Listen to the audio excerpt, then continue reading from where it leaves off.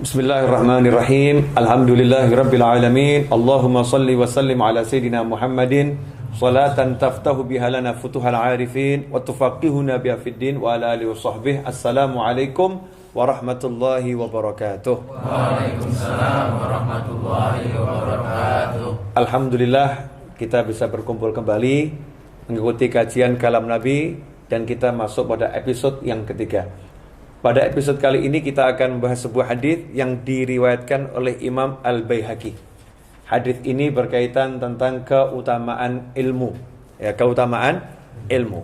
Di mana disebutkan baginda Muhammad sallallahu alaihi wasallam bersabda, "Ughdu 'aliman aw muta'alliman aw mustami'an aw muhibban wa la takunil khamis fatahlik."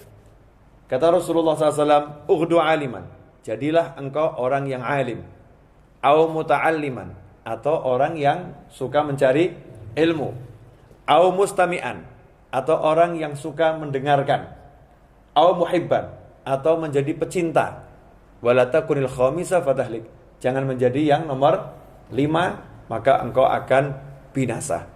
Hadis ini sebuah perintah dari Nabi Muhammad SAW yang hendaknya dijalankan oleh setiap muslim.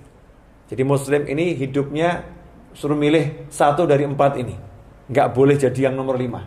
Jadi pilihan nomor 5 jangan dipilih. Nomor 1, nomor 2, nomor 3, atau nomor 4. Yang pertama apa? Ughdu 'aliman. Jadilah orang yang alim. Orang yang betul-betul berilmu.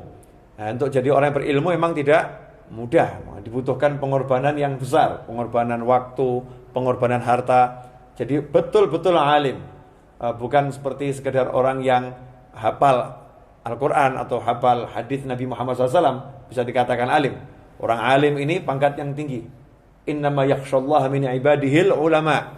Yang takut kepada Allah dari hamba-hambanya adalah orang-orang yang berilmu, yaitu para ulama. Kategori alim yang seperti apa? Orang alim yang betul-betul bisa takut sama Allah Subhanahu wa ta'ala. Orang alim yang menguasai Al-Quran dengan tafsir-tafsirnya. Orang alim yang menguasai hadis-hadis Nabi Muhammad SAW dengan penjelasan-penjelasan para ulamanya. Orang alim yang mengerti ilmu bahasa Arab. Orang alim yang mengerti kaidah-kaidah fikih dan ilmu-ilmu tentang persoalan-persoalan dalam ibadah sehari-hari. Luas ini alim. Nah, kalau kita nggak bisa jadi orang yang alim, ya karena nggak semua orang harus alim. Ya kalau semua orang alim nanti yang jadi orang bodoh siapa? Nah, jadi ada yang bodoh belajar, yang alim ngajar, kan begitu ya. Yang bodoh ada, tapi dia disuruh belajar. Yang alim ada, dia untuk mengajar. Maka kita ambil yang nomor 2. Nomor 2 apa? Muta'alliman. Orang yang suka mencari ilmu. Orang yang suka mencari ilmu, dia tinggal di pesantren misalnya, tinggal di asrama, mengkhususkan diri hanya untuk mencari ilmu. Ini namanya muta'allim. Kalau belum mengkhususkan diri, dia belum masuk kategori muta'allim. Nah, untuk kita mau jadi muta'alim mungkin susah. Kenapa? Kita nih hidupnya jadi tukang ojek misalnya. Tukang ojek mau tinggal di pesantren, repot ngojeknya nanti. Atau dia pegawai sebuah kantor. Ya, dia mau tinggal di pesantren, nggak bisa. Repot. Ada kewajiban harus dia penuhi sebagai karyawan. Dia dibutuhkan untuk keluarganya mencari nafkah. Maka untuk jadi nomor 2 nggak bisa. Ada opsi yang nomor 3. Apa opsi yang nomor 3? Au mustami'an, menjadi pendengar. Nah, kalau sekarang lewat audio streaming, ya, atau lewat video streaming, ya, mendengar dan bahkan melihat. Artinya tidak ikut proses langsung tinggal di sebuah asrama, tinggal di sebuah pesantren, tapi mendengarkan baik lewat kajian yang ada di majelis-majelis ilmu, hadir di sana duduk dan mendengarkan, atau lewat audio dan video streaming. Artinya bukan tinggal permanen, tinggal dalam waktu yang dari pagi sampai pagi lagi 24 jam, tetapi cuma pada saat-saat tertentu. Misal ada kajian hari Rabu dia hadir, kajian hari Jumat dia hadir, kajian hari Senin dia hadir, atau ada kajian hari Sabtu dia hadir.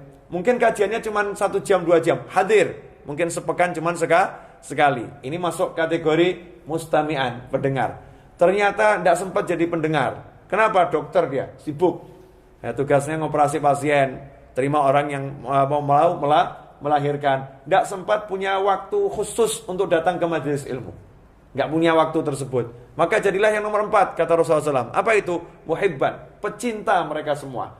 pecinta ulama, pecinta orang yang cari ilmu, pecinta orang yang suka mendengarkan ilmu. Nah, ciri-ciri orang yang mencintai itu bagaimana? Ya senang kalau lihat orang keluar cari ilmu, dia senang. Kalau dia punya sesuatu, dia gunakan untuk menyenangkan orang-orang yang cari ilmu. Dia bantu orang-orang yang datang majelis, dia bantu majelis-majelis ilmu dengan hartanya, dengan tenaganya, dengan apapun yang dia bisa. Ini namanya pecinta. Jangan jadi yang nomor 5. Apa itu nomor 5? Alim enggak, kemudian belajar di pesantren, tinggal di asrama juga tidak, datang ke majelis atau dengar kajian via audio streaming, video streaming juga tidak, ya. Ternyata dia tidak bisa menjadi pecinta. Apa lawannya pecinta? Pembenci. Ya, komentator. Ini ustadznya enggak pas ini. Ya, ini ustadznya enggak pas. Oh, kajiannya kurang oke ini. Kajiannya enggak keren ini. Wah, ilmunya enggak pas ini. Jadi komentator. Tahu tetangganya buat majelis, bukannya dia itu hadir tidak, ya. Kemudian apa? Bantu tenaga juga tidak, bantu lisan, ngasih tahu yang lain, ada pengajian loh di situ, juga tidak, ya. Bantu duitnya banyak, ternyata juga enggak bantu duit dia. Terus apain? Ya, ngomentari, majelis ini kok cuman ganggu jalan aja ya.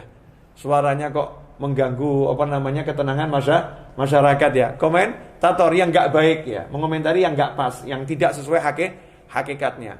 Maka orang yang seperti itu ya, kita jangan jadi orang seperti itu. Dan kalau ada orang yang seperti itu, maka kita enggak usah terlampau difikirkan ya. Kita doakan, kita maafkan, tetapi kasihan manusia yang seperti itu karena udah langsung mendapatkan ancaman dari Nabi Muhammad SAW. Janji dari Rasulullah, dan itu tidak mungkin tidak terjadi. Fatahlik, maka kamu akan binasa.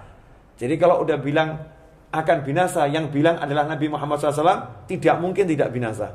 Jadi orang yang gak suka sama ulama, gak suka sama orang yang cari ilmu, gak suka sama orang yang suka hadir di majelis, gak suka sama orang yang menjadi pecinta-pecinta para ulama dan pencari ilmu, maka orang tersebut dengan sendirinya akan dibinasakan oleh Allah Subhanahu wa ta'ala. Kamu akan binasa. Na'udzubillah min dzalik. Nasallahu afiyah. Semoga Allah menyelamatkan kita dari sifat yang nomor 5 dan menjadikan kita, anak kita, orang-orang kita cintai, keturunan kita, sahabat kita, satu dari 4 poin di atas. Orang yang berilmu, yang mencari ilmu, suka mendengarkan ilmu, atau pecinta mereka semua. Semoga bermanfaat. Wabillahi taufiq wal hidayah. Wassallallahu ala sayyidina Muhammadin wa alihi wasallam. Wal afu minkum. Wassalamu alaikum warahmatullahi wabarakatuh. Waalaikumsalam warahmatullahi wabarakatuh.